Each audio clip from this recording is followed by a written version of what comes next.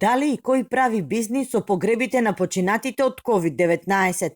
По кражбата на мртовецот од Струмичката болница и апелите на социјалните мрежи за собирање на средства во висина од 600 до 700 евра наменети за погреб, се отвара прашањето колку реално чини да се погребе лице со COVID-19.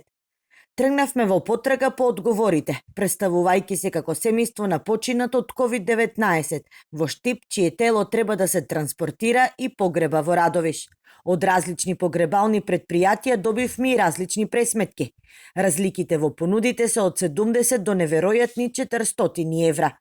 Една од фирмите во Штип ни понуди пакет транспорт, ковчег и дезинфицирање на превозното средство за 30.000 денари. Друга пак, истите услуги ни ги понуди за 35.000.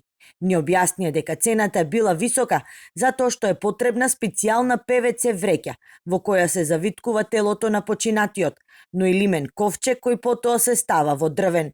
Ни рекоа и оти биле потребни дезинфекциони средства, нагласувајќи ни дека мора да платиме веднаш.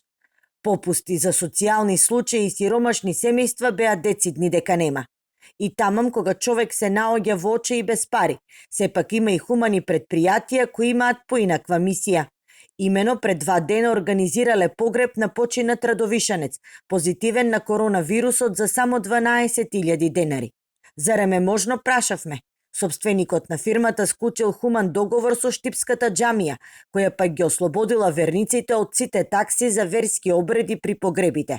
Пред камерата застана мутавелијата од џамијата. Вчера склучивме усмен договор и одма имавме и смртен случај од COVID-19 и одма стигнале тие со колата, значи го носивме покојниот за Радовиш за 12.000. А инаку колку ќе чинеше? Иначе 600 евра бараа тие за истата услуга и плюс превоз, значи околу 670 евра. Хуманиот собственик не сакаше да ги коментира баснословните суми на конкурентите, но издвои една важна информација. Имено според него, во протоколите за мртво тело со COVID-19 никаде не се наведува дека е потребно починатиот да се стави во лимен ковчег и херметички да се затвора.